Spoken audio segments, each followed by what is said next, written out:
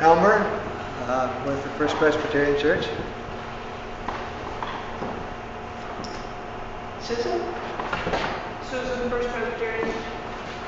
Akina from the St. Catherine's Greek Orthodox Church. Rick and Worley, Temple Bethel.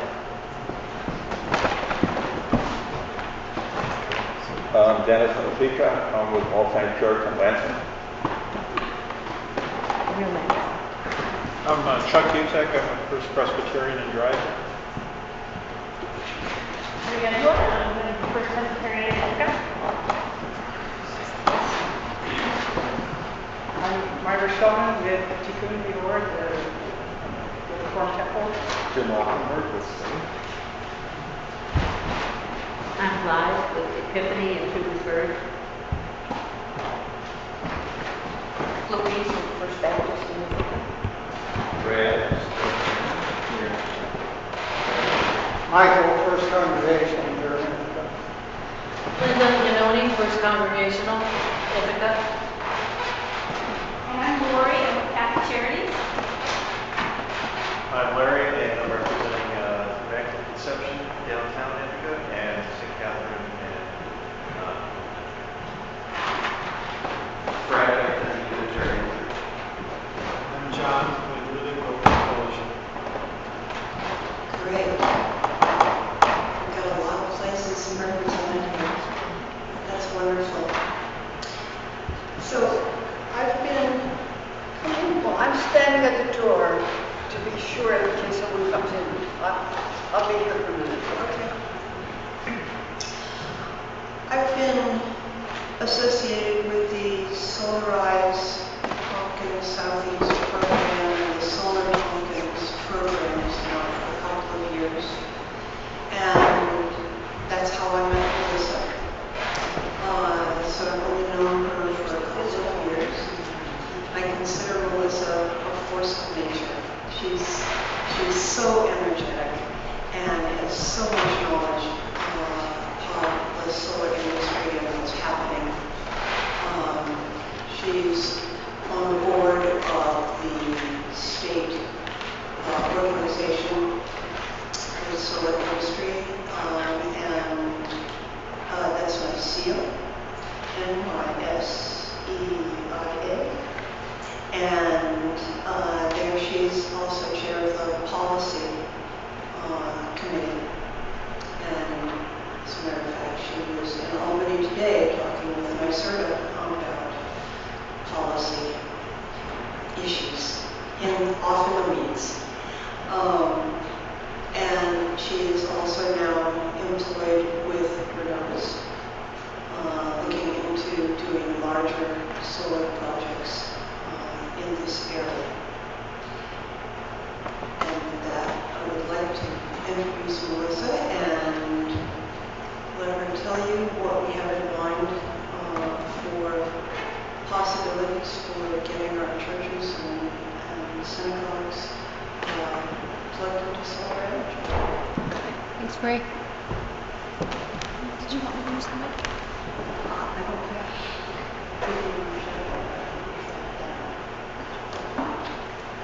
So I think I will bypass the mic. I think I can speak loud enough and we're a small enough group.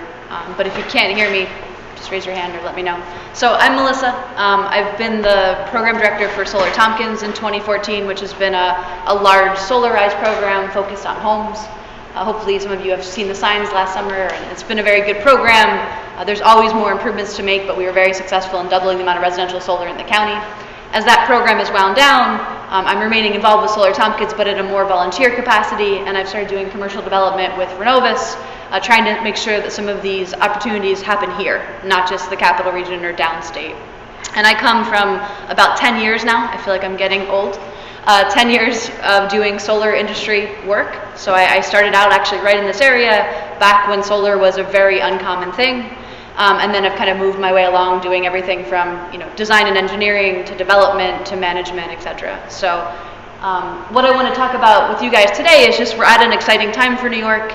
There's more opportunities for going solar and doing so in a way that's economically attractive as well as a very satisfying and right positive thing to do than there ever has been in the 10 years I've been in the state. And I think obviously before that as well. So first I just want to walk you through a little bit of context and then talk about what kind of projects we're talking about, and then some of you in particular. I think 7 of your congregations or 7 of your organizations gave us electricity bills from which we could actually tell how many kilowatt hours of electricity you used and actually put that together just as an example if we were to work all of you together into one project, what it could look like. So just to give you some context, I do serve on the State Trade Association board. There's tremendously exciting things going on in terms of state policy to encourage renewable energy, to address climate change, to reduce greenhouse gas emissions by 80% by 2050.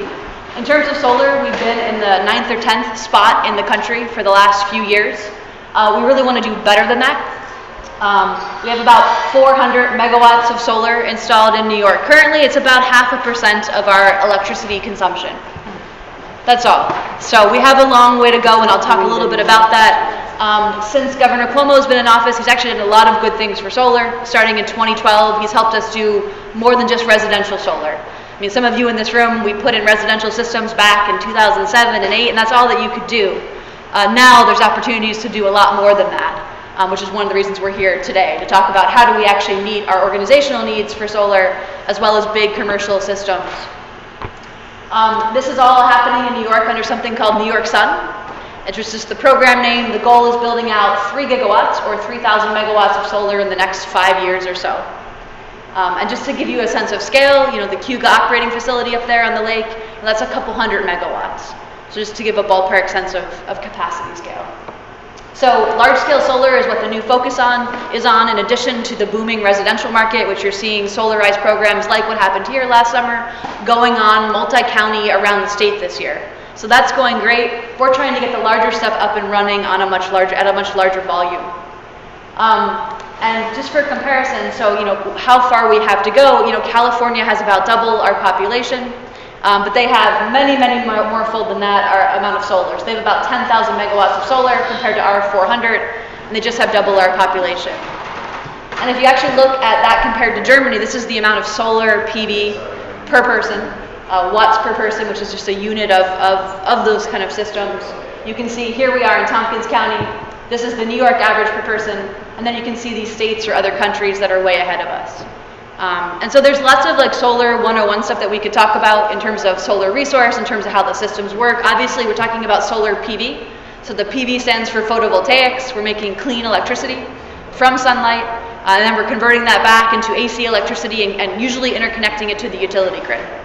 And I'm going to talk about what does that mean, something called net metering. And so please feel free at any point to raise your hand, ask questions. I know we don't have hours to talk, so I'm not going to go through, and I know some of you are very experienced with solar already, so I don't want to walk through things that you already know about. I want to focus on how this could help you guys as organizations and communities of faith. Just so you know that where we're headed, there's things going on in New York, like the REV process, like community shared solar. And where all this is going is if we want to actually address climate change and pollution, and we want to move to 100% renewable energy by 2050, we need a lot of solar, right? To do 30 or 40% of that with solar PV, we need about 150,000 megawatts of that, and we're at 500. So this reason to take your deployment curve or your amount of solar going out there on homes and businesses from this kind of linear increase to something much more exponential is because that's where we need to go in the next 35 years. And it's not to be daunting, it's just to put it in perspective and kind of just to build momentum for let's do it. We can definitely do it. There's never been a more compelling economic, practical, and of course, important case for taking action on this. So just some quick trends. Pricing. Why is this all happening now in the last few years? Prices have come down dramatically. When I started working in solar back in 2006, the price was 3 or 4 times higher than it is today. A lot of this happened in 2008 to 2015. What drove those prices down? Eliminating bottlenecks in supply chains, industry growing, vertical integration, just all these things that an industry does as it matures. All those things happened, there was lots of competition, so the price dropped dramatically. Since then, we've seen a stabilization of price. We're continually working to drive it down further, but it's really come down quite a bit. There have been incentives and tax breaks that still exist today. They're going to be transitioned eventually into something else in the next few years, but right now, as you'll see, 60+% typically of a solar, electric, or solar PV project is covered by state and federal rebates or incentives. And the rationale for that is that not moving to clean electricity is going to cost a lot more than any of these incentive programs. And we can talk about, if people are interested, subsidies versus actually correcting for externalities like climate change and pollution and the rationale for all these things. But right now, the bottom line is there's a lot of money out there to support organizations, businesses, and homeowners to go solar and make this change today. There's also been a significant growth in financing options. So when I started doing this in 2006, it really wasn't much out there in terms of what you could do to pay for this. You basically had to pay for your electricity all up front, one big, tens of thousands of dollars lump sum. And those are the days of the past. Not only has the price come down by over 2/3, but now you can actually finance it in a couple different ways. And so I'm going to talk about financing in more detail in a moment, but the three basic ways that people finance these things are debt financing, which is just a fancy word for loans, operating leases, which I'm going to talk about in detail, and something called power purchase agreements. And the idea is, the goal is no upfront cost and a monthly cost similar or less than what you're paying now. So that no longer does your economic interest go one way and your climate change or like sustainability interests go the other way. They can actually line up at the same time. Another thing that's really quite dramatic and has impacted like how we're able to develop projects is flexibility about where they go. So a few years ago, solar could only go on your property. So if we wanted to power this church with solar back in 2008 or 10, we could look at the roof. We could see if the Unitarian Church owned other properties, maybe. But that even, there really wasn't a lot of places that you could put this. And if you were in a dense environment, urban environment, if you had a lot of shading, if you didn't own your building, you were kind of out of luck. And now that's radically changing. And I'm going to talk about remote net metering, which is what we're going to discuss for a project like we're considering here, and how we can put solar in a variety of places on land that you own or you don't own, and actually serve all of your electrical needs remotely. And by remotely, it's still down the street, or it's still half a mile away. It's not far off in another state or another county. But we don't always have to paste solar on to existing buildings that aren't suited for it. How many of you guys have seen this project? Have you guys been up to Snyder Road? So this is Cornell's first system. They have 3 more behind this being put in Dryden, if all goes well, but already funded and approved. And they've got 1 more in Geneva that's also going up at this size. This is a 2 megawatt size solar system. And for people who aren't that familiar with like solar technology, a single solar panel is about 250 watts. So 4 of those would be 250 watts times 4 is 1,000 watts, or 1 kilowatt. This is 2,000 kilowatts. And so just basically, it's quite a lot of panels. The system that I'm going to talk about for the 7 organizations that already gave me bills to look at, and just kind of looking at a system that everyone could do together and share, and I'll talk about why that comes up and why that's really attractive, is something, about 1/8 of this size. Just to get a feel for how much is sun getting and how long will the sun be out to generate consistently the megawatts?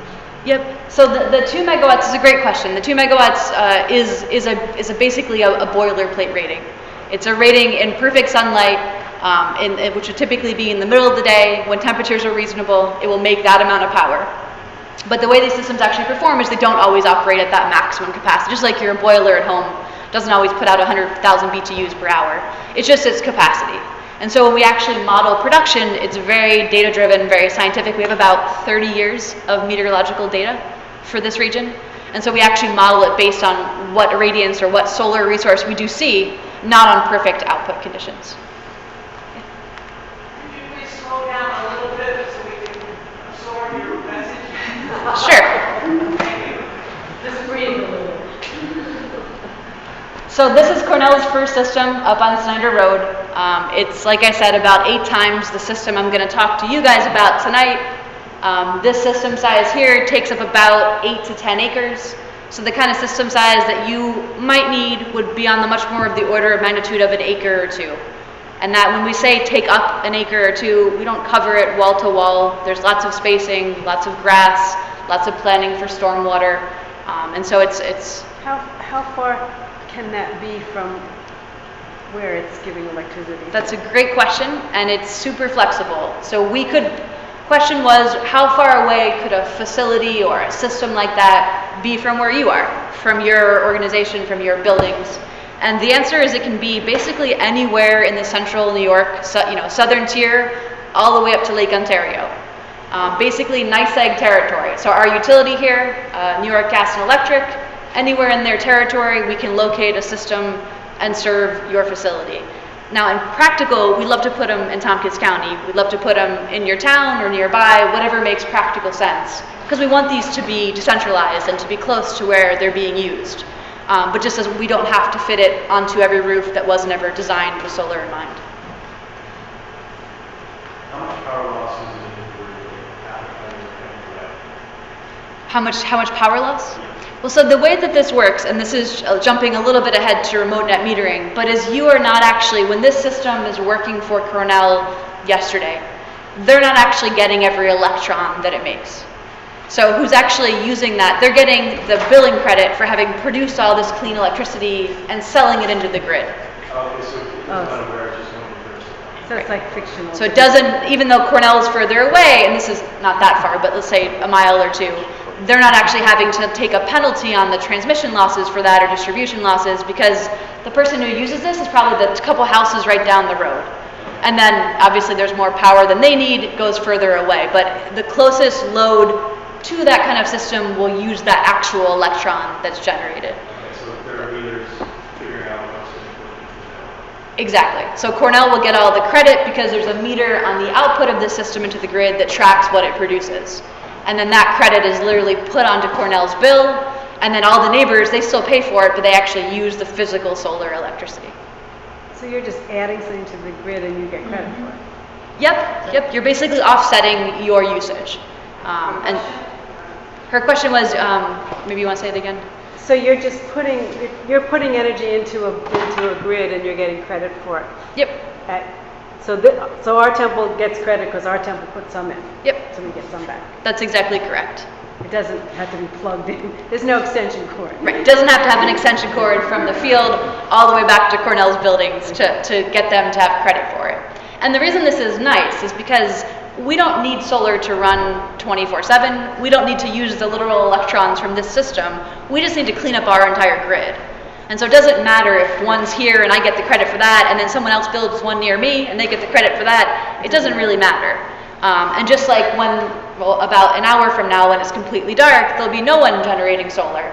That's okay too, because that's why we have wind power, that's why we have a lot of clean water power, that's why we're going to have energy storage and something called demand response, but smart grid things.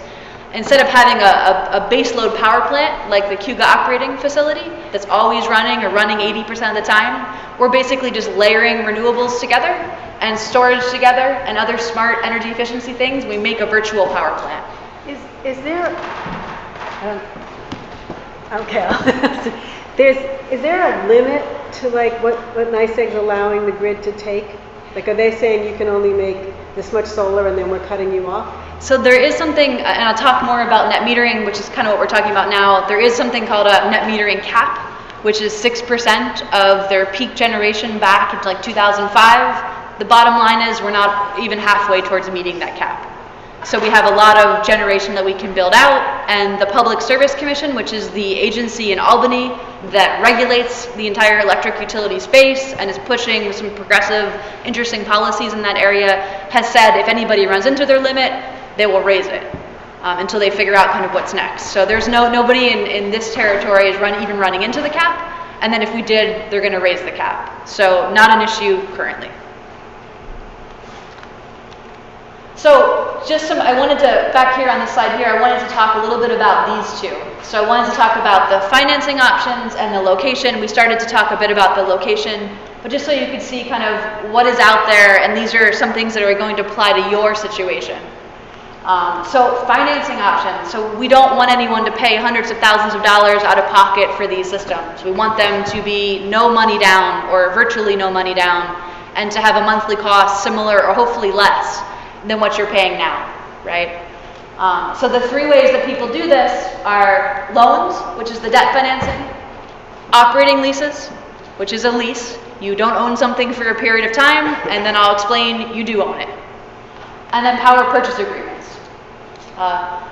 And these latter two, the operating leases and the power purchase agreements, are the two that we're going to focus on tonight because they're the two that don't require you to take any tax benefits. So when I talked about incentives covering, 60+% of the cost of a solar system, a big chunk of that is tax benefits. It's something called a federal tax income or federal business investment tax credit, and something called depreciation, right? Accelerated depreciation for the asset. Things that nonprofit organizations don't have any ability to monetize. Yep. That's what I was just gonna ask, because we're nonprofit. Yeah, so you're definitely not going to be able to use that. So if we can cross this out, we're going to cross out debt financing. We're not going to look at that one because that one you need to take advantage of those tax benefits. The two that I'm going to focus on are the operating lease and the power purchase agreement. In both of those situations, somebody else takes the tax benefits for you. So it's the wonderful modern world of finance. Investors come in and they actually take those benefits in a totally legal way for you. And you, as a result, get a very attractive, affordable price for clean electricity. And I'll talk about how one of them lets you own it eventually, and the other one doesn't. The other one's more just buying clean solar electricity from a facility that's very close to you and that you have a direct relationship with. Someone also mentioned earlier, like what I addressed, this question of buying, credits. What would the word be? Renewable energy credits. From suppliers. So for a long time, for example, NYSEG has let you buy wind credits, right? If you pay an extra $7 on your electric bill, they get you some wind, in theory. The real short of it is that stuff is not bad. It just doesn't go always very much directly to the people actually building out wind farms or solar farms. So number one, there's a lot of people in the middle people taking their share of that money. Number two, often it's doing things that are kind of obtuse, like it's buying down the way that wind interconnects to the grid, not actually funding wind farms being built, which isn't a bad thing, but it's very indirect. And then sometimes there's some question about the accounting, like whether they're verified or not, and whether, for sure, is this actually coming from a real wind farm, or is this a wind farm that's been sold 5 times already? And so there is a verification system, and some of them have gone through that, and that can be positive. But basically, whenever you buy renewable energy credits, it's a much more detached, unverifiable, less direct and less impactful way to help actually promote renewable energy. It also costs more than you're paying now, where what we're going to talk about actually costs less. So, power purchase agreement. Cornell's system that I showed that picture of, that's a power purchase agreement.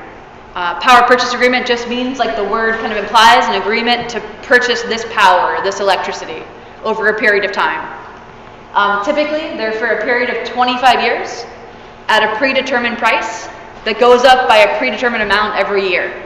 So a standard, and I'll show an example for your particular situation, but a standard power purchase agreement, or PPA for short, would have an X cents per kilowatt hour cost, and then every year it would go up 2%.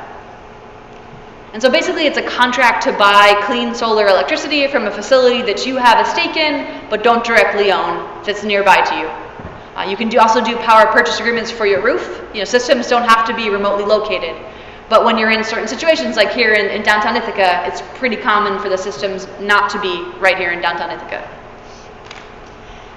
Who offers these? As I kind of alluded to, investors. So there's whole companies that do nothing but finance solar projects.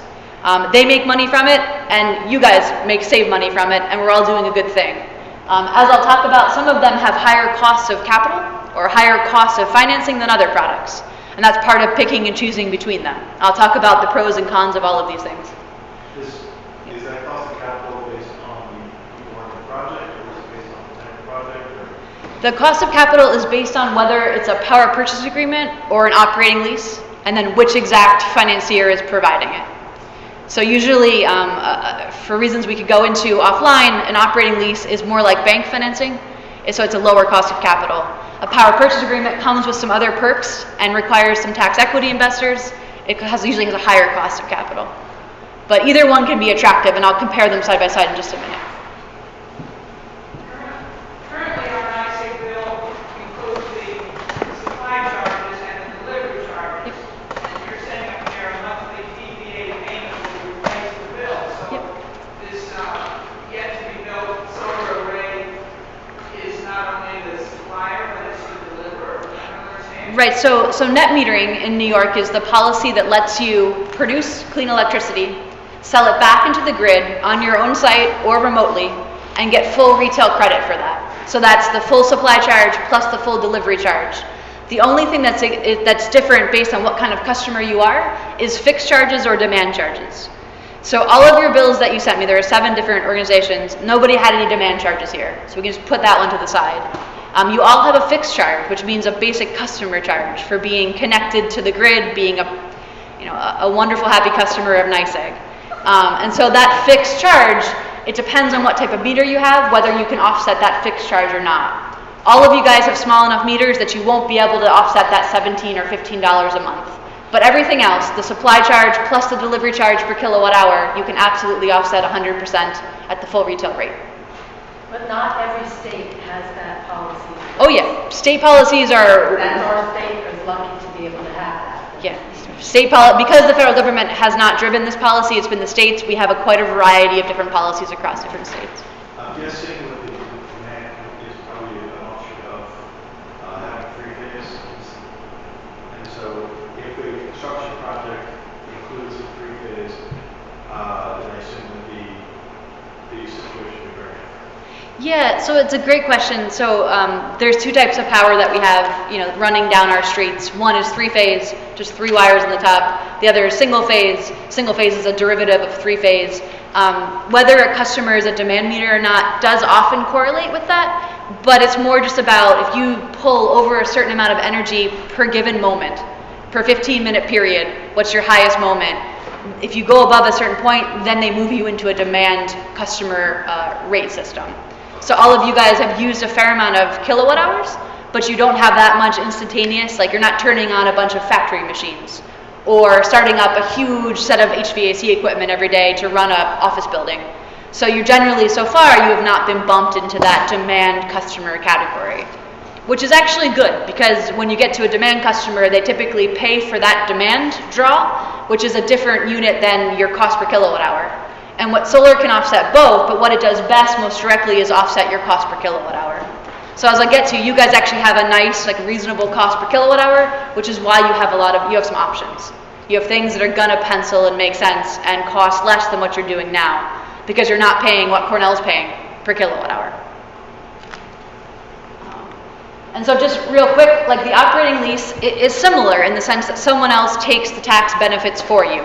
The difference is it's an ownership path. So an operating lease lasts for 7 years instead of the 25, so way shorter. And after 7 years, it actually turns into a loan. And so one of the biggest differences between this is access to capital and to actually, be able to refinance something from a lease into a loan. Just like a PPA or power purchase agreement, there's a monthly lease payment that replaces your NYSEG bill, except for that tiny basic service charge. But it does turn into an ownership path where a power purchase agreement, when you get to the end of 25 years here, this whole time, this full 25 years, you haven't owned it. You've been purchasing the clean electricity. People often ask, what happens when you get to the end of 25 years? That's a common question. You can extend it. You can tell them to take it away. Often financiers say they're going to give it away if you tell them to take it away. So it's unclear what happens after 25 years, but you don't necessarily own it. But the thing is, if it's not on our building, why do you want to own it?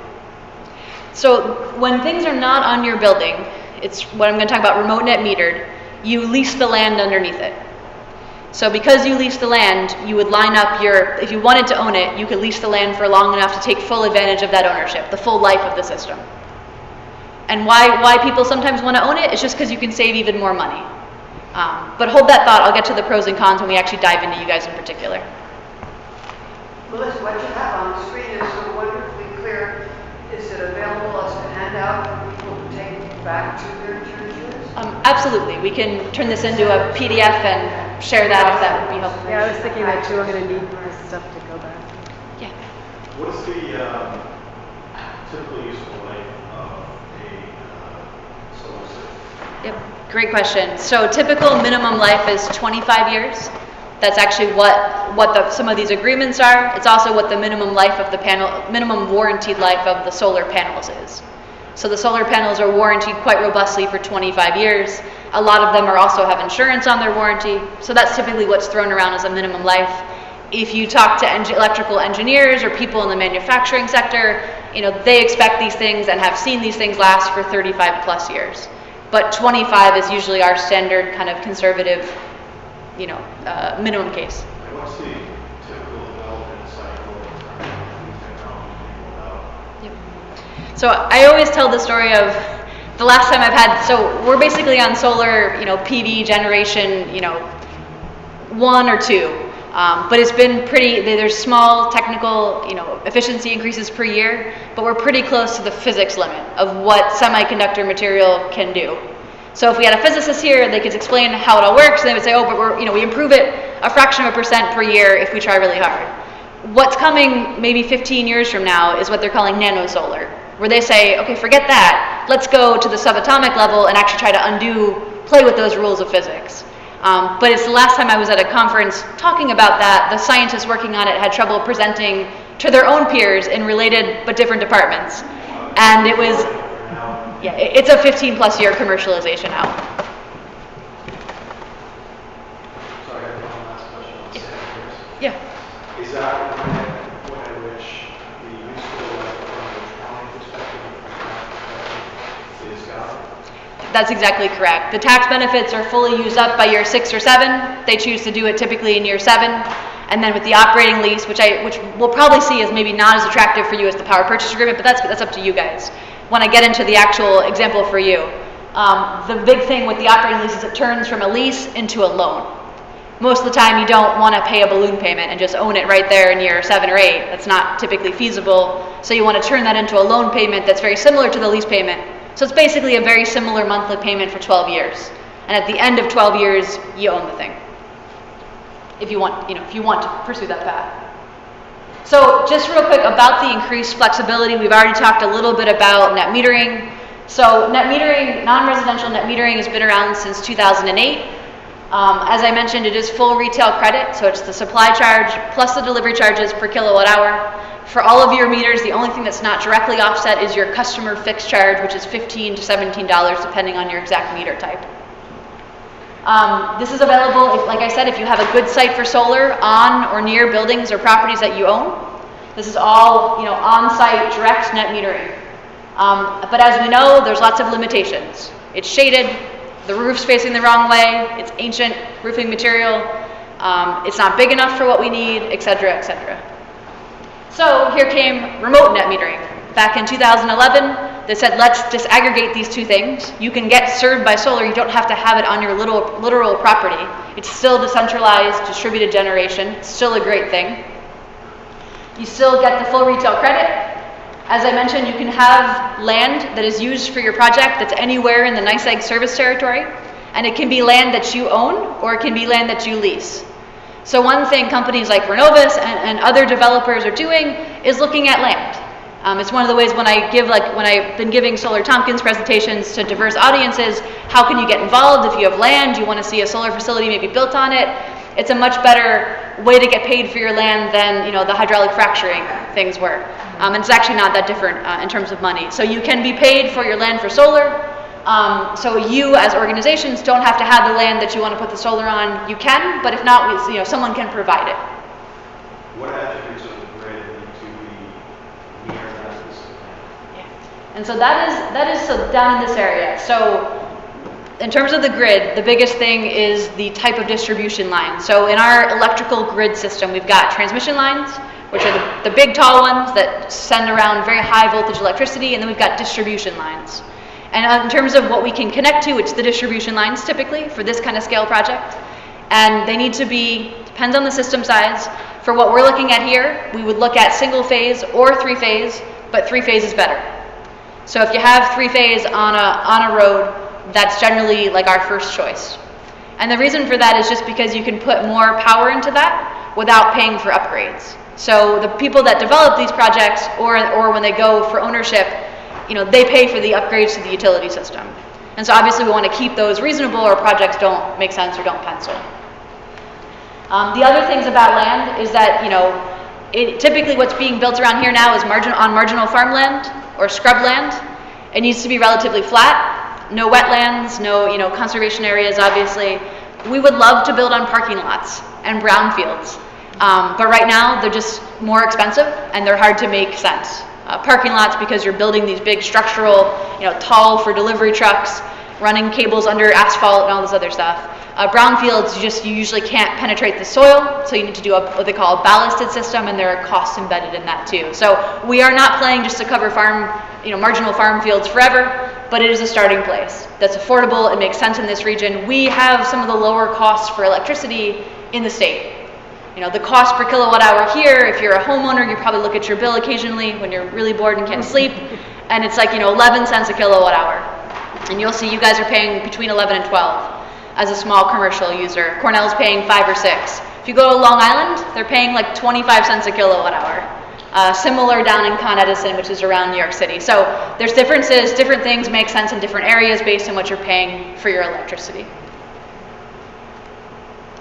One other thing I didn't mention here is this is an important thing about remote net metering. It's why you're all here as a group, or one of the reasons, is that for remote net metering to be allowed, the accounts that it's serving. So if we build a facility on a marginal piece of farm or scrubland, say, just out 79 towards the town of Caroline, that can serve any number of accounts, any number of other people's bills, but they all need to be in the same name.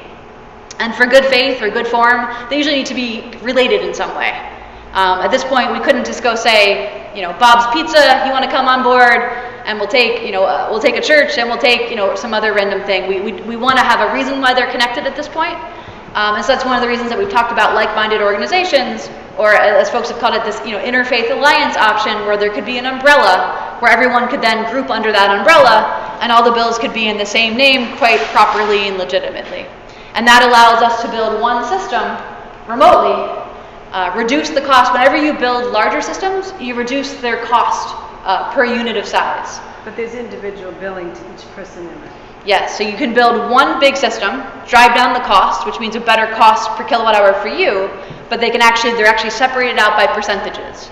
So 10% goes to this organization, 10% to this, 4% to that one, 8% to that one, whatever you want, and you can change that along the way as things change. Does this present any kind of issue with respect to nonprofit status? Not that I'm aware of. You're not profiting. I mean, you're simply choosing. You're just basically like if you picked a different ESCO to buy your electricity from.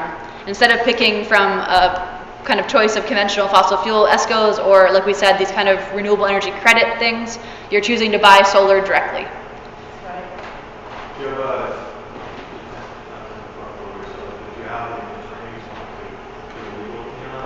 What do you think it would violate? No, I'm involved with other organizations that benefit from this kind of thing, from gas pipelines or things like that. And that's not a problem. But we definitely do have attorneys that work in this space that we can definitely talk to. So there's a couple in Albany. There's Harris Beach here in Ithaca does a lot of work in this area. So it's something we could address. But I think that it likely would not be a problem. So, what about maintenance for the land and the panels and stuff? Yep. How is that provided? Is that in the business plan of the developer? Yeah, so hold that thought one moment. We'll see with the power purchase agreement, it's included. And with the operating lease, because once you start to own it, or even before you own it, it's something you have to be responsible for. Yeah. Not directly, but financially. Yeah. So here, this is too small for you to read, and I will send these around, but this is all the bills that I was given just to give a starting place so far. So we have 7 organizations, some of which have several buildings or several accounts, and you don't need to read them all. The real takeaway is down here. So this is not all of you, but it's maybe, 50% or 60%. When we added this up, you guys were using about 281,000 kilowatt hours a year, which may mean nothing to you, but I'll tell you what it means in a second. You are paying about 11.6 cents. So a homeowner pays, right around this, between 11 and 12 or 10 and 12. You guys are paying about the same amount as that, which is actually really good from having a competitive solar option. It ranges all the way from people paying 14 or 15 cents sometimes to maybe Cornell is the lowest one, or Borg Warner paying probably 5.5 cents because they're just a huge user, and they're paying a lot in other types of charges like demand charges. So you guys are paying a good cost per kilowatt hour to make solar attractive. And that's the first thing a lot of people look at, developers look at, is what are we competing with? We're competing with the conventional fossil fuel utility. What are you paying them? So you guys are using about just under 300,000 kilowatt hours, and you're paying, this is a weighted average, you're paying halfway between 11 and 12 cents, 11.6 cents. This turned into dollars is about $33,000 a year for the 7 organizations that pass along these bills. And then when you add this little fixed charges, that's your basic service charge, it's about another $3,000. So it totals right around $36,000. Now we can add to this. This is just an example starting place. So there's no perfect. The reason that we wanted to aggregate organizations together is because a lot of times what happens for nonprofits or organizations like yourselves is you don't need a very big system. And some of the financing we talked about, it's not available for little systems. They have a threshold of a minimum project size or minimum project cost, and a lot of times, like small nonprofit organizations can't qualify for that. So that's the number one reason we started looking at putting people together. Not only you're like-minded, interested in the same things, but actually by pulling together, you have access to a lot of things you would not have alone. And then on top of that, as we put people together, we can drive the cost down per unit of size. So everybody gets a better price. So, for example, a power purchase agreement wouldn't be available probably for, what this church needs for just itself, or it'd be right on the edge, and some other churches wouldn't be available at all. But when you all work together, then it's available for the entire large project, and the cost is better. And so that's where this idea or discussion kind of came from, is how do we actually offer the same things that Cornell can get to organizations that are much, much smaller. Were we all pretty much around the same? I don't understand the chart. I can read the numbers. Right, so your cost per kilowatt hour range from, so Ithaca Monthly Meeting, which is Quaker organization, was, right around 14 or 15 cents on average. I can share this with you. It really varies, but it ranges from, 8 cents was the lowest for one particular bill up to 20.1 cents. And so you guys have different, what they call ESCOs. So New York separated its generation of electricity from its delivery a while back. That's why there's 2 separate charges. You can buy your supply, conventional fossil fuel supply, or your renewable credits from anybody. So some of you have different ESCOs than the other ones, and they have different prices. And so that's why you don't all have the same price. Your delivery prices are regulated, and they're pretty standard, but your supply prices vary widely. So not all the organizations represented here will opt to go into this. How many do you need to make it doable? So that's pretty much the next slide. So this first initial pass of 7 organizations resulted in a solar system that was around 250 kilowatts. So it was about an eighth of the Cornell system I showed. It's the same size system. It's very common by tons of small and medium businesses in the county. That is pretty much, it's not the minimum, but I wouldn't want to go a lot smaller than that. I would say based on just experience that, a 200 kilowatt system, thereabouts, is probably as small as you'd really want to go. Definitely 150 or so, you start to have trouble getting the financing that you want, and the price goes up. How many groups are, potentially forming? Because we weren't able to I wasn't able to get a bill to you, but so I can't tell how many churches are considering this. Yeah, no, that's a good question. There were 7 bills, but I heard of several names that were not bills that I'd processed. So if I just had to guess, I'd say there's probably 10 to 12 that are. Kind of 13 represented. Thank you. There are others that we just contacted more recently, so the number's going to be. Yep, and we definitely can be as inclusive, or there's no geographical issue, but obviously if it can be a lot of folks in this county, that's great. This is just the first conversation that Interfaith Climate Action Network is putting forth. So we just tried to call up people, and so there hasn't been really a systemic outreach and explanation. This is just, we were just trying to begin a conversation and see if there's interest and see what it's about, and then once something becomes more viable, then we can reach out and say, okay, here's where things are really possible and going. Right. And so I think like 5 organizations is probably the minimum that you want to have. If we have 20 interested, great. We could either model it as doing all 20 together, and that changes a little bit of what the incentives are, or we can break it into 2. Either one is possible. So there's no maximum here, but I think a minimum would be around 5-ish organizations. So is there a need to restrict it to faith-based groups, for example, or whatever nonprofits? It's a question I've asked myself, because I think there are a number of nonprofits that would like to partake in it. My reading of the remote net metering rules says that it would be safest to keep it on a theme. And so I think if there's enough interest, I would strongly think that we should keep it to be, religious-based or faith-based organizations, and then nonprofits could do their own thing. I think that would actually probably just be to stay out of the gray area and in the clear path. That would be best. There will be a time in the future where maybe some of these boundaries things get more flexible, but it's going to be a little while still before that might happen.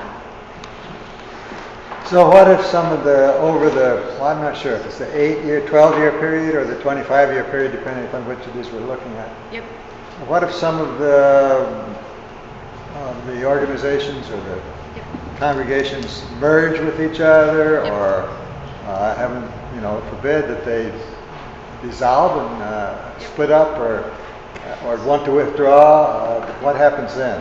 Right, What happens to the whole thing?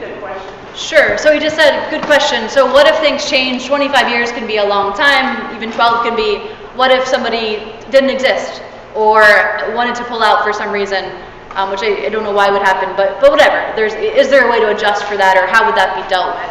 And the answer is yeah. So this facility needs to serve people that can use its power, but those people can change over time.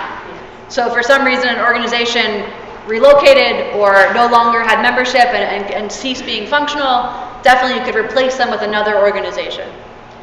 You wouldn't want to not use that power because you still have to pay for it, so you'd want to get someone to take it, but you definitely can replace them. And there's I think you have to give 30 days notice about replacing an account, but it's pretty reasonable. Wait, but there would be a congregation would pay to withdraw, right? No, there's no penalty.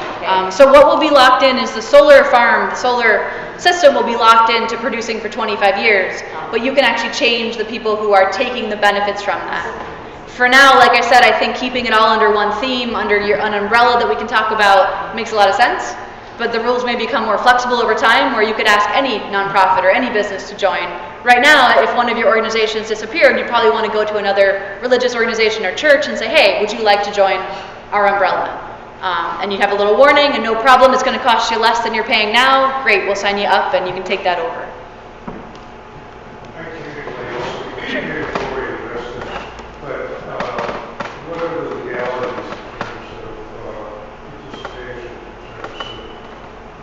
Is this under somehow a corporate entity that you either pay a fee for, or is there a negotiated legal framework that has to be part of this arrangement? Yep, so one of my next steps when we get to the end of this is going to be to actually, if once we do a couple other things, if we wanted to, is to actually sit down with some legal folks and decide what makes sense in that regard.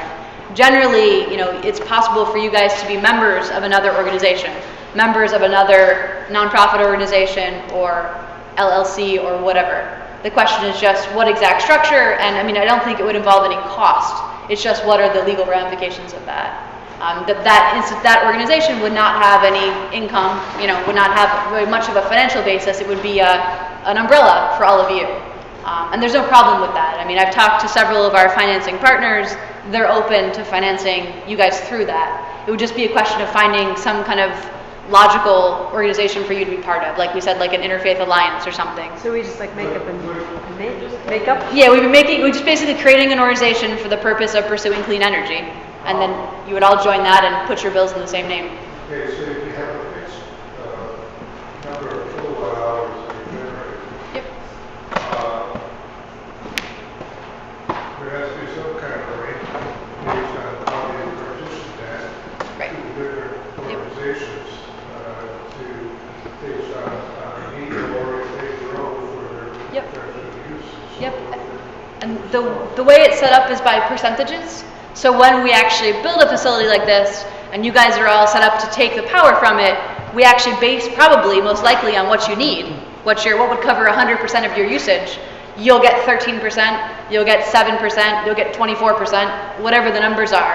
And basically we just give NYSEG a list with those percentages, and we can change them with 30-day notice at any time. Just like we can add new organizations, we can change the percentages. So if we did this, so we have this this umbrella organization, who runs, we want to change something. Yep. Who does that? I mean, one option would be for the developer to do that, because it wouldn't be a weekly thing, obviously. It would be once a year or something. You probably want to make a change. It's not a big deal for a developer to potentially do that as part of their warranty for the system. You could have a facilities manager at one of your organizations who wanted to be the facilities, point for a few hours a month or something for the alliance. I mean, I think there's a couple of different options we could brainstorm, but I don't think it would be a lot of time. So if the organization overall, the umbrella is, say, 250, yep. But all of us together use 260, where do we get the other? Right, so if we built for the 7 that we modeled here, we built 250 kilowatts, and that met 100% of your kilowatt hour usage now, but somebody builds a new annex or does renewable heating or whatever, bumps up their usage. You buy their difference from the grid. So anything that you add to it, you would buy initially from conventional electricity. Obviously, if you decided that you were going to increase it a lot, you could purchase more solar.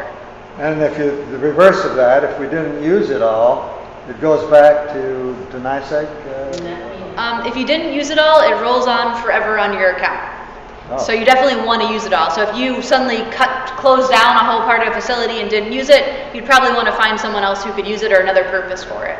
The nice thing is that everything is moving towards clean electricity, right? So, whether it's, what we're going to do with Solar Tompkins this coming year with renewable heating and energy efficiency, it's heat pumps. A lot of organizations and businesses are switching to heat pumps, which run off clean electricity or any electricity. Electric vehicles, whether it's the Nissan Leaf or hopefully the soon-to-be more affordable Tesla. I mean, everything is moving. Most things are moving to clean electricity. So my instinct is you can find a purpose for this as we go forward, but you always could bring in another organization of any size to take extra. For some reason, you cut way back and had extra electricity. So, I think you had. Of the 7 faith communities that submitted the utility bill to you in time to put in your report, Sure. I believe you said that the range of price each was paying per kilowatt hour went from 8 cents to 20 cents roughly. Yep. And I think you said at another time that the average around here is 11 cents per kilowatt hour. Yeah, the average for all of you guys, if we went back to the slide, was 11.6 cents. The average is easy. Yep.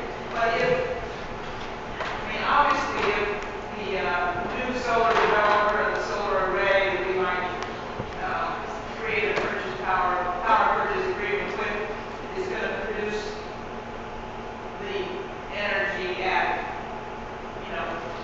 10 cents per kilowatt hour, that will help a bunch of our setup right now. Yep, right. But if you had one, right, if you have one that's truly paying 8 cents, that would be less attractive. They probably wouldn't want to be part of it. But the way we have a ways to go before we get there. So this is all a snapshot. This was one bill for 1 month in the last year. You're only 7. Right, so before, you're absolutely right. If we actually had one of your organizations that consistently across a whole year averaged 8 cents a kilowatt hour, they probably would be less attractive to participate in this. But since we've only looked at 1 month, those prices can vary quite a bit. So I'd want to look at a full year for every organization before we concluded that. Could faith-based organizations have charging stations for their vehicles too? Absolutely. Like if we began decreasing our energy usage, then we put in a charging station for the community. I mean, I don't know what the legal aspects are. I don't think you could put it in for the community, but you could put it in for your congregation. I think you can actually do both. Like Tatum has one down there on Albany Street that you pay. So you pull up, you park your car, you put your debit card or credit card in, and you just charge it for whatever period of time is necessary. Same with not Costco, but one of those large box stores up by Trip Hammer Road. They've got one by Target there. They've got a charging station there. BJ's, thank you. But places like Cortland, SUNY Cortland's putting some in. I think Tompkins County and the city of Ithaca are looking at doing it. Some of those might be free. Obviously, if you're going to do it as a service for staff or faculty or students, then it's going to be different than if you're doing it as like a retail thing. But I think with the proper permitting and zoning, you probably can do it either way. I'm just thinking, again, going back to the previous question about how it impacts nonprofits. If you put it in for the public and you charge a fee, then you're making money,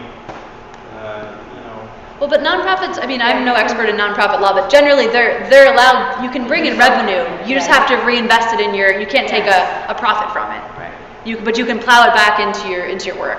And it's part of your mission to become a green congregation or whatever you are. Right. And we'll defer to the nonprofit lawyers and all that stuff, but I'm pretty sure that I've known nonprofits that definitely bring in revenue, but you just can only do certain things with it, I think is the bottom line of how it works.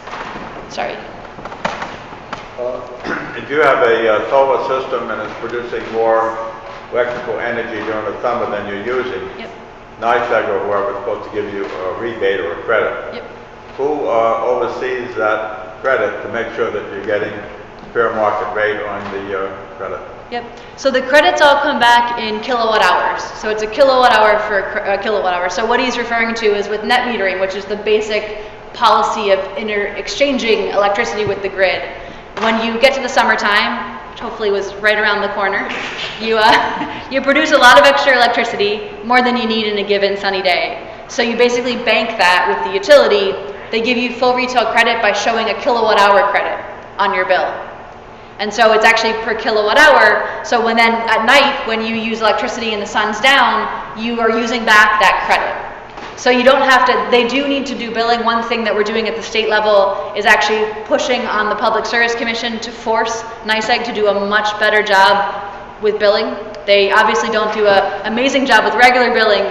With solar, as we get to this widespread level, they have some key things, and some of them have agreed to do, but just have never done.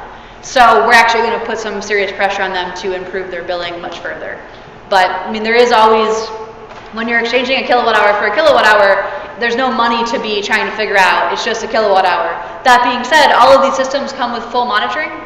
So you don't have to believe the solar works or believe NYSEG what you produced. You can actually see what the system made on a given 15-minute period, day, month, year, etc. You can even see into all sorts of technical details that would probably bore you, as well as weather data and sunshine irradiance and all this kind of stuff. So these are not black boxes. They can be held accountable, and we're working with NYSEG to hold them further accountable.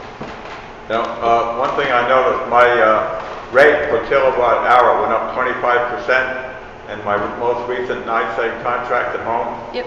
And it just seems to me that as more renewable power and solar energy is produced, they're going to want to make up the loss in their business by raising their rates. Is that a fact or not? So right now, raising rates doesn't do anything to solar except drive more people to it, because when you produce solar, you get a kilowatt hour for a kilowatt hour.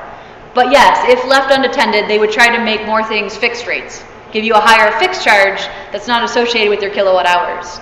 And that's why in last spring, so spring of 2014, New York launched something called the REV, which is the Reforming the Energy Vision proceeding. Its explicit goal is to reorient the big investor-owned utilities to actually incentivize them to support renewable energy efficiency, so they can actually evolve their 100-year-old business model to do something useful, besides just build out infrastructure. And so it's this huge, massive proceeding. If you guys, there have been meetings around the state about it. It's just into the second phase, a lot of work to do on it, but that's its intention, is to fix that problem. They have had for a long time something called revenue decoupling in New York, which means that in any given year, the utilities guarantee this amount of profit based on their infrastructure. And whether they sell extra kilowatt hours and make extra, or they fall short, they get paid the same profit. If they make extra, they get taken away. If they fall short, they get paid it. It was an old late 90s, early 2000s way to try to dissociate utilities from just selling more fossil fuel electricity, because that wasn't any longer our number one goal. So. Well, the fact that it's kind of ironic that oil prices are dropping and their rates are going up. Right, and that comes with, like most electricity is not actually directly tied to the price of oil. It's a lot of other things. I know. So just wanted to walk through this really quickly. I know we're going on a fair amount of time here, but so so we were, just to do 100% of these 7 organizations as a starting snapshot was around 250 kilowatts. It's about, I think it's around 1,000 solar panels if we do the math. Yes, we can do that math, but it's about an eighth of the array I showed of Cornell. This would do 100% of your kilowatt hours for all your organizations and about 91% of your total bill because of those fixed customer charges that you can't directly offset with the type of meter that you are. This is what you would pay if you were paying in a cash purchase, which nobody does. But just so you see, the total value of the project is around $500,000. These are all incentives that come back, which if you were trying to purchase it, you wouldn't be able to use all of them, which is why we're talking about other financing options. So there's the NYSERDA incentive. NYSERDA is our agency, energy agency, where I was earlier today. There's tax credits and depreciation. So the bottom line is that 60% of costs are covered by these incentives, but not everybody can use them. So how do we help people actually get the benefit of them? And that's where the 2 types of financing come into play.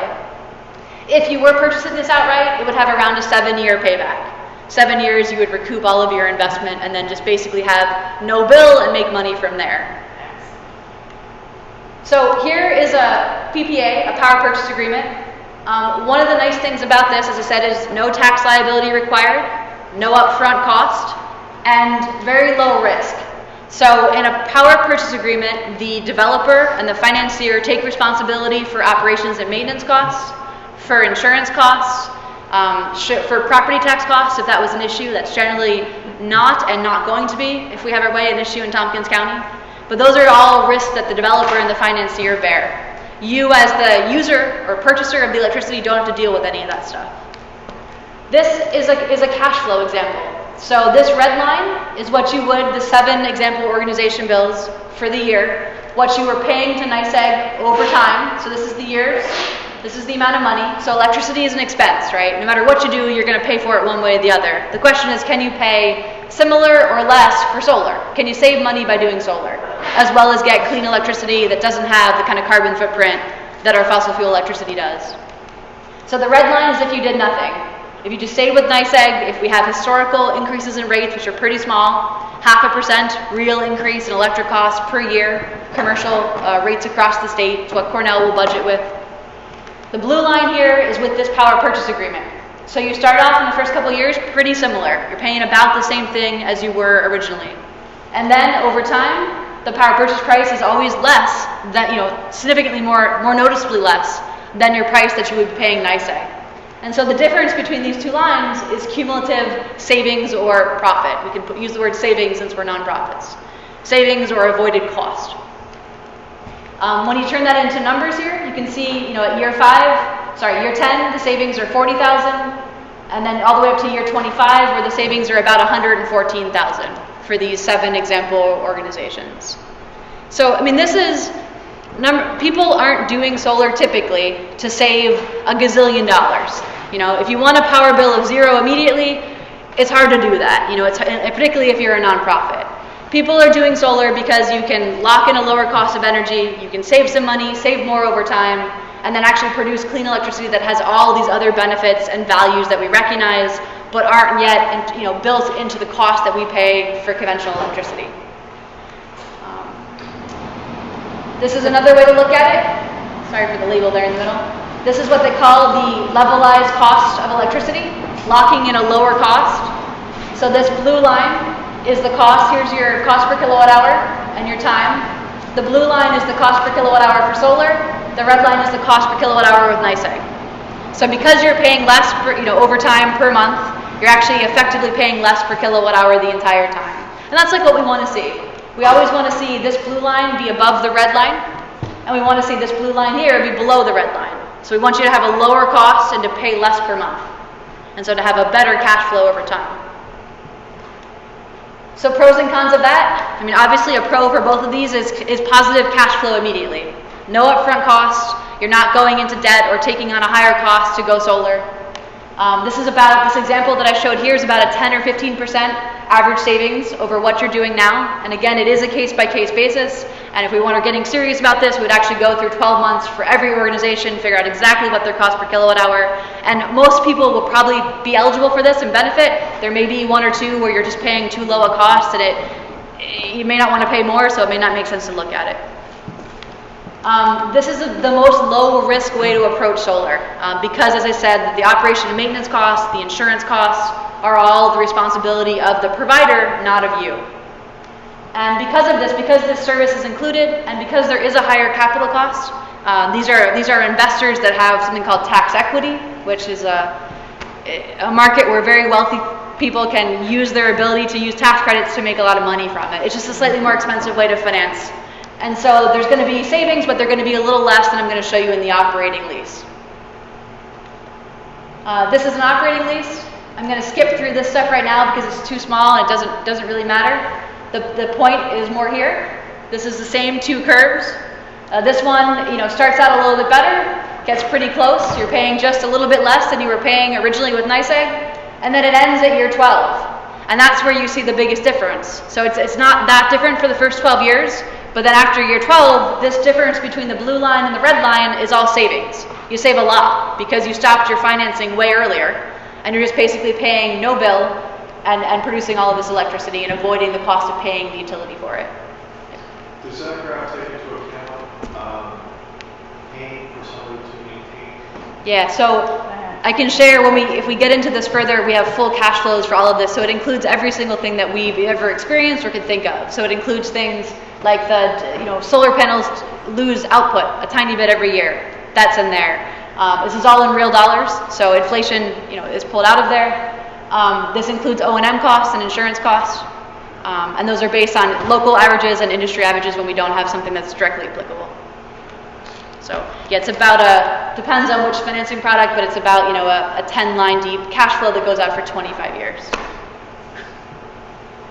So here the savings you can see are similar initially and then get a lot larger. So back here we were saving, I have to go way back, don't I? $114,000 at the end of the project. And here with the operating lease, we're saving, $400,000 because it ends earlier. And so what are the pros and cons of an operating lease? I mean, the obvious one is that it has more risk. And it requires a little more, not creditworthiness, but a little more financial involvement. Did that assume the balloon payment or the 5-year loan? So this assumed the 5-year loan. 12 years, I'm sorry. Yeah, this assumed the 5-year loan. So the lease went to year 7, then instead of paying for the final cost of the system, you turn it into a loan, and then it goes through year 12. And how different is the expectation on the payments of 5 years versus, like in terms of just cash out? So within $200, within $150 a month. And who were the folks who were willing to finance the second year? Yeah, so that's a great question. So the lease companies are willing to do that. We've found so far in the projects that have under contract and developing that some of the local banks are actually quite competitive. So like Tompkins Trust in particular has expressed an interest and is financing some of the projects that we're working on the second half.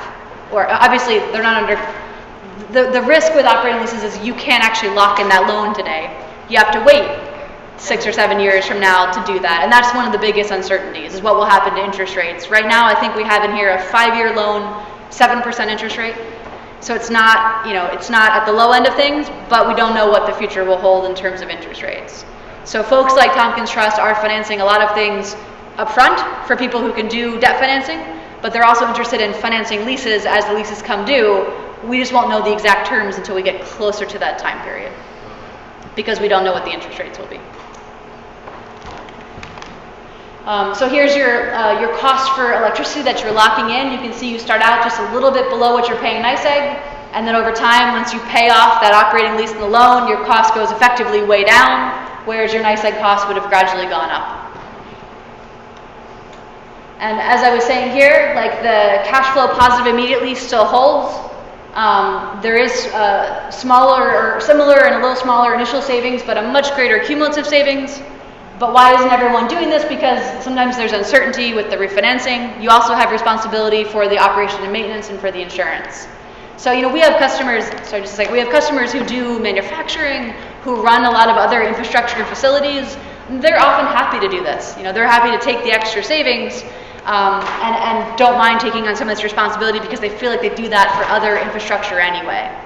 Whereas sometimes nonprofits, it depends, but can feel like, I don't want to deal with that. I want someone else to take care of it for me. It's not my business, it's not to take care of infrastructure. And so then the PPA is more attractive. But that's where you get into the judgment call of what's most important to you guys. What about property taxes? Yeah, so New York has a property tax exemption for solar, which was just extended last summer for another decade through 2024, which is great. The one nuance to New York is New York always makes things overly complicated. So there's a local opt-in, opt-out, which sounds good, except that most people don't know anything about solar and property tax. So right now in Tompkins County, we have most of the county opted in, providing the exemption, but not everyone. So right now there's Town of Lansing and the Ithaca City School District are the big two that have not yet opted back in to provide the exemption. We started a campaign last year to get a lot of folks to remain and or opt back in, and we were successful. Solar Tompkins was. We plan to go to those two as well. But for right now, if we were building this on a piece of land, we probably would not build it in Lansing, or if we could avoid it, the Ithaca City School District. Right now, nobody's assessing value on these. We can talk about the valuation of solar and that it does add value, and Fannie Mae's accepted this, and a lot of other commercial entities and the big appraisal institutes have. But right now, no one's actually putting that value on it, so no one sees a difference today. But we're thinking 5 or 10 years from now, there'll definitely be value. We don't want tax. So if we were citing this on a town today, I would recommend Enfield or Ulysses or Groton or Dryden. And I guess Caroline, but they do go to Ithaca City School. So we're trying to pick places that just don't have any possibility of property tax. That's locked in when the system is started construction. And you have a 15-year, probably soon to be extended to 25-year exemption. So if half of the faith organizations want to do the one and the other half want to do the other, it all has to be the same, right? Right, yeah. If there is enough interest that there were enough organizations to potentially do 2 projects, then one could be one and one could be the other. Absolutely. And we would have to get into more detail with the financing partners about, creditworthiness and like how they want to look at these things and whatnot. But yes, we can definitely have 2 different groups, one that wants to do 2 different things, but we just would have to have around, 4 or 5 organizations per group. If my notes are correct, I think there's 12 faith communities represented here tonight. Sure. At least. Suppose 2 of them are going to pay 8 cents per kilowatt hour rate now and would not be interested in this group, and we have 10 in the near future seriously interested. I know we have to get our congregation leadership interested and all that to move forward, but who's looking for the solar developer that's going to be interested in our size array or meeting our size needs? Yep. And are you, I know you work for Renovus, but I think you're here tonight as a caring citizen who cares about the planet and about climate change, and you're giving your time tonight to us to educate us. Yep. What happens next? Yep. So I've got a slide on that about what happens next. But in terms of Renovus, I have multiple hats. I was asked to present it in the developer perspective just because it's specific about what could take place with you guys. In terms of developers who work in this space, right now, Renovus is the one locally that I'm most familiar with. Tatum has done a little bit of work. I'm not quite sure up to what system size. A lot of the other bigger developers that we partner with in other ways are focused on larger things. So they're focused on, Cornell's next systems or doing, 4 or 6 megawatts for BOCES. Ithaca College just signed a 3 megawatt PPA the other day, which is great. But so there's folks like Borrego and Solar City that we're very friendly with, but they play in that larger space at this point, and we're trying to basically help out in this middle space because there's an opportunity and there hasn't been anyone focusing on it. But we thank you for that. And so obviously Renovus is one option, but there are other people I'd be happy to recommend as well. I'm here. I'm happy to help you. But if you wanted to look at more than one potential partner to provide it, I could recommend you to the person at Tatum that could see if they even do this kind of work. A lot of the folks around here have started out in the residential market, and so some of them are thinking about moving to bigger stuff, but not all have actually done so. So I only worked with them on the residential side, which was all of last year. I haven't been up to speed on what exactly their commercial plans are. But yeah. So if this group wanted to work with Renovus, Renovus finds the financer, the developer, that whole end of things. Yep. I mean, basically, like developers, so Renovus is a developer. I know that word has different connotations for me. It's better than salesperson, but it also can mean ugly Walmart development, right? So, but developer, engineering, procurement, construction, commissioning, and then if you want operation and maintenance. So we can do all of that. Do Windows. Yes, Windows too. So yeah, someone like Renovus can handle all of that. Typically, all these projects are turnkey. So the idea is that you guys don't have to do anything besides originally give us the information so we can process and understand what the situation is. Yeah, me too. That sounds really good. You're high. And then when we're looking at financing options in the initial stage is getting preliminary approvals and stuff. We would have to ask you to send directly to the financier partner, this statement or that statement. For a for-profit business, it's a balance sheet and a P&L, for 2014, those kind of things. So occasionally you're asked for information, but once you get past that initial development stage, and then eventually, as I'll show you, review the power purchase agreement contract or the operating lease contract, then you're good to go. Everything else, whether it's the land, the construction, the final dealing with the financing coming live, whether it's dealing with the interconnection paperwork, filing the property tax exemption form, all of that is something that the developer / installer construction firm does. It's so my style. Not to throw a curveball, but I know. What about, so this is all solar. Are there comparable wind stuff going on in smaller scales? Do you notice that? I mean, just if we're casting our net now, that you begin thinking about this, which most of us are right Yep. So back in like 2006 and 7, 8, just like when New York was all residential renewable energy, we used to actually go out and present, here's solar for your home, here's wind for your home. And for a while they were competitive if you had a good wind, if you were on a hilly, nice hilltop. That's changed radically. Wind has pretty much stayed, small wind has stayed here in terms of price. Yeah. I haven't seen it really drop at all. There's been some people working on improving its efficiency or its reliability on the small scale, but solar is what's gone down so dramatically. Similar with the financing. With solar, there's been this spring of financing options that all could be applied to wind, but because wind does not come down in cost and it's so site specific, a lot of us in the county, as much as we hear sometimes in magazines and articles about wind turbines that go on your roof or wind turbines that can go, on the Syracuse Mall or something, a lot of those are just art. They don't actually do a lot. And so wind requires this tower and you have to have a decent resource. So it's what's going on with wind now is bigger. Exactly. So what Marguerite's doing with the Black Oak Wind Farm, that's great. They're looking to replicate that once that actually is online, hopefully in 2016. That's great work. And then there's been big wind farms that are more like investor-owned wind farms. But all of that stuff makes tremendous economic sense. But the small stuff hasn't ever begun to pencil. I see. Thank you. I imagine that every one of the congregations represented has a somewhat different way of making decisions, the trustees or whatever, the different boards. Yep. So that if we want to get together to figure out, for example, whether it's number 2 or number 3 of the options that we want to work on. Yep. How would you do that? Yeah, how would we do that? So here are my possible next steps. Well done. That Marie was kind enough to help me walk through that they could be hopefully relevant to you guys. So our thoughts were, number 1 would be obviously taking back some of the information today. We can provide copies of the slides. I'm happy to talk to anybody individually. I know I talk fast because I've been way too many short presentations where I run out of time. So we can definitely dive deeper into questions and things that didn't make sense on a first pass. But taking that back and asking the topic of solar generally to be on your next board or whoever makes your decisions meeting agenda. And then in terms of that meeting, asking the board or leadership to actually pass a resolution giving the organization permission to explore, to actually look at the details of this and report back on the findings.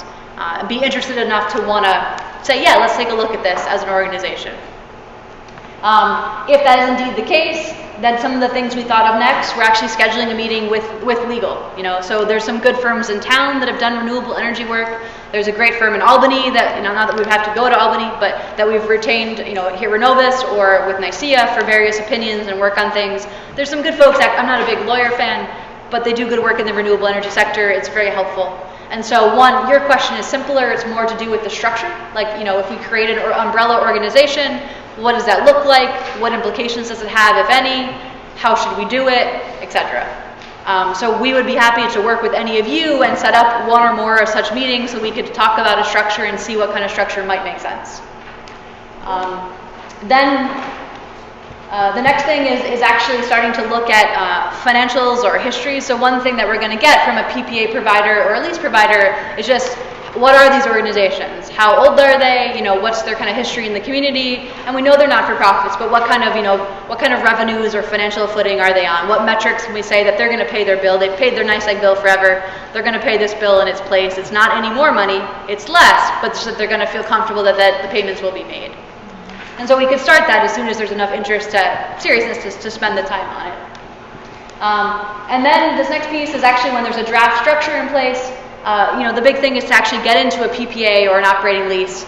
They're very standardized, but things are adjustable. So usually what people do is look at them. You want to know what you're signing. You want to know what you're agreeing to pay per month. And so all of that can be reviewed.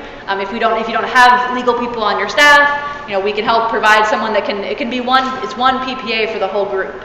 So it's one document that we can make tweaks to if need be, but it's generally pretty standardized and would be reviewed by everyone and then signed by the umbrella organization. So those were some of the things that we thought of as next steps. Yeah. Are there also resources in NYSERDA that could help advise? Could you speak to how much or how little they can do? So I just came from a NYSERDA meeting today. So, I mean, NYSERDA is an administrator. So they're providing some of the incentive funding that goes into making this project attractive financially. They do have something called a PV Trainers Network that's doing some nice outreach to municipalities from how should zoning for solar work? How should permitting work? How about first responders and firefighters? All that kind of good stuff that we should in our communities be aware of and have reasonable plans in place for. They have not yet taken on finance or like nonprofit sector facilitation of people going solar like this or anything like that. They probably will have a standard PPA out that they're going to be saying is a good model.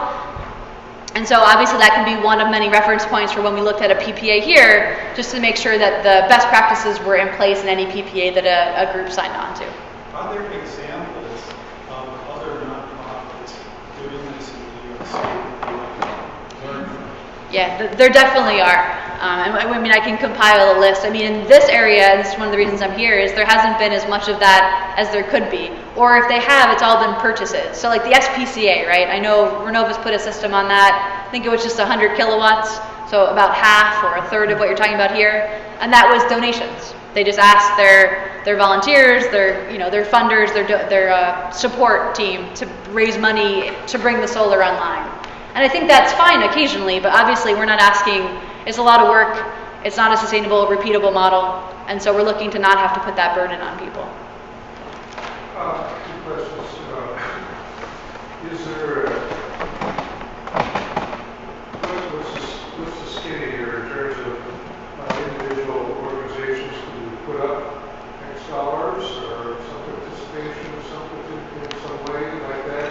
And obviously the other question is what is the timeline that would be expected that as soon as we get it together that can initiate the various agreements and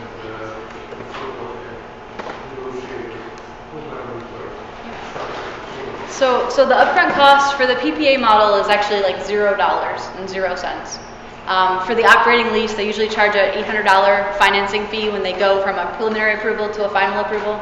So that's the extent of any financial commitment. There is the creditworthiness and like financial review. They have to actually give you that preliminary and then final approval. But there's not really any upfront costs, which is part of the reason this is so attractive. What was your second question? Timeline. Thank you. Timeline. So timeline, projects that we're developing for other sectors, nonprofits or a lot of for-profits, we're building out about 4 to 5 months from now. So something that was, moved into contract phase last month would be built in, say, July. We hope to move that forward. I mean, Renovus is aiming for like a 3-month from start to finish. But because of just the growth and all of the complexities of various things, it's more like 4 or 5 months currently. In terms of getting from where we were on this previous page, to a place where we could actually start, it is up to you guys. It is up to how your organizations function and what priority you want to put on things and stuff like that. But once you're at a place to say go, you're looking at 3 to 5 months till everything's on, working and producing clean electricity for you. Sorry. Interfaith Solar Task Force, which organized this, which is only 4 people, is part of the steering committee of ICANN, the new organization, Interfaith Climate Action Network, which only has about 8 active members on it. And we didn't think beyond the greater Ithaca area when we made these phone calls to you in the last few weeks. Can we bring in a church from Moisehead or Elmira? Yep. Nice big district. Yep. Yeah, you can bring in churches or organizations like that from any county that touches us. The only place you run into immediate trouble is if you go east. You get into Cortland County and it turns to National Grid. But yeah, absolutely. So I think, I'm an ICANN steering committee, and what I think an interim step might be for the solar task force. I mean, I don't know if we want to have another round of outreach, because we just kind of called up people that we knew actually, and that's how it really went. And, well, I'm so thankful you knew me, or you knew us. well, I mean, it was just kind of a networking. I mean, we're called network, so, but we're very small. So I think there should be an interim step of some kind of description, and this is available, and here's what you do if you want to consider it. Because I think it's really worthwhile. And at this stage, we should see if we can cast our net and get. No, I think but that's. we need to know the geographic region from which we're working. Yep, and we can get you a map of NYSEG territory, but it's really big. Basically north and south, all the way down to the Pennsylvania border or Lake Ontario. So we may not want to cast our net that wide, but we need some kind of plan as to scale and size. And even within Ithaca itself, there are a lot more faith communities who, I think a couple of people told me they were going to come tonight, but they didn't, things happened. So, I don't know, we need to have a consideration, I think, of the next steps. Yep. No, I think that could make a lot of sense. I mean, the only thing pushing in the other direction, not against that at all, but why you maybe wouldn't want to drag it out for 6 months it's just because the incentive program is declining. And we do hope at the end of that decline, there's another thing that's going to take over, but I doubt it will be as attractive necessarily as it is today. Sure, and so yeah. that's the only thing pushing. Yeah. That was exactly my So are there breakpoints for that the large number of kilowatt hours? I mean, if we can get to 400,000 kilowatt hours, are we going to have a better efficiency of scale? Yeah, so absolutely. Every time we're getting bigger, your price per unit of system size is going to go down. The only complexity is New York State's complexity in the sense that you move from one incentive program to another that has a different rate of incentive. So that makes it a bit more complex. But generally speaking, the bigger the better. If we found out with the new big program that it was actually not attractive to build that big, we divide it into 2 projects. So I think either way we're protected, but generally bigger is better in terms of cost. So I would say, like, in terms of longevity, the folks here tonight, can we just get a show of hands for folks who think they might like to take this back to the congregation? Okay, so that those folks at least feel like this is a conversation we're having. There's hope. Back to the conversation, that they're congregation. So I could imagine that what might be the biggest obstacle is this question of how that umbrella group is going to work. Because in the various kinds of congregations, under different kinds of what we say judicatory, fancy word, but whatever that structure is, could be lots of different decision-making processes and layers of who has to approve of anything that even looks like a contract. If there is a model, sort of like you have it, if there is a model of this, do you have any notion of was it faith-based congregations? I'm not sure there's a model for this exact thing. If there might be, but it's just hard to see. There hasn't been, as far as I know, anywhere in these couple counties. So there's Certainly take the lead on stuff. right, nonprofits have done it, but not necessarily as a group. But that could be the one thing I can imagine could take some time, depending on your congregational structure. Say it loud. There's an organization called Interfaith Power and Light, which is nationwide. Yes. But they may have moved into other, Maybe some other states.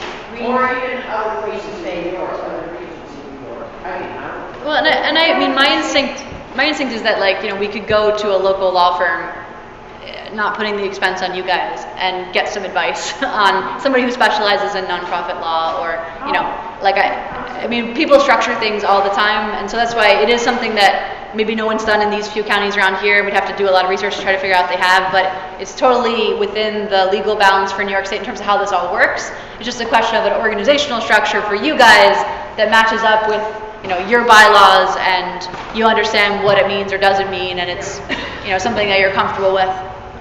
Like an LLC, a limited liability corporation, is a good site more complicated than just, you know, a coalition of people then.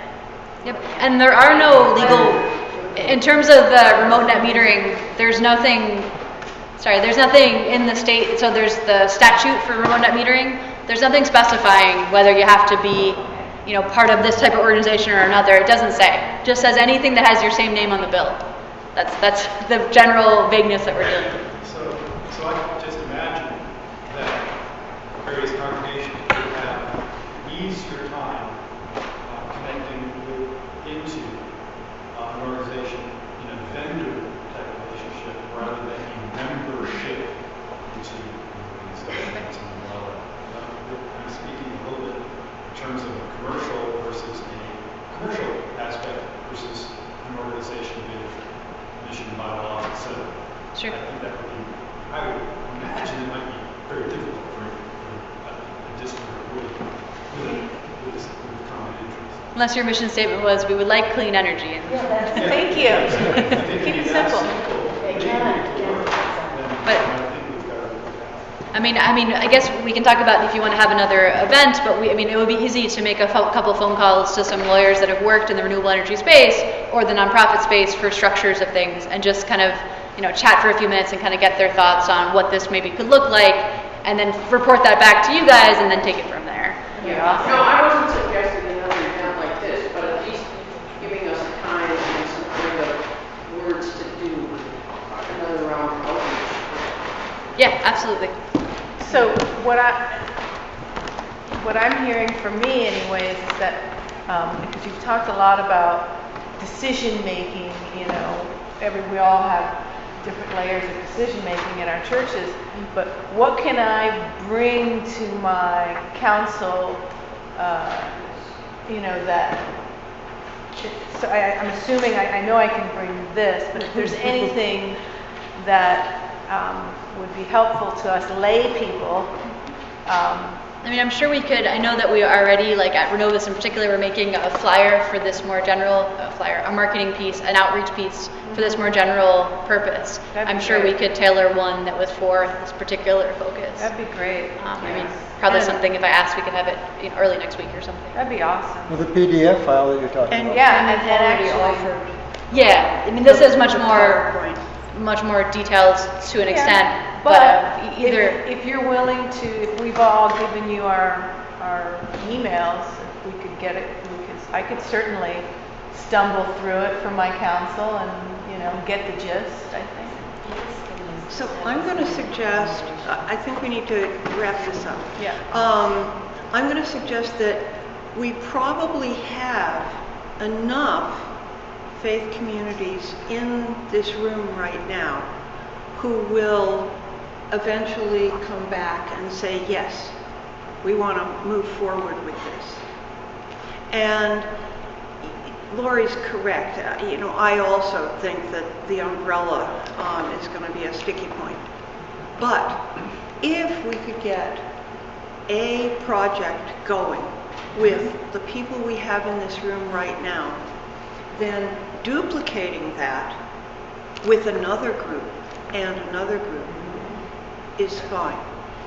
but moving forward right now, instead of waiting, for other groups to learn about this or join in or something.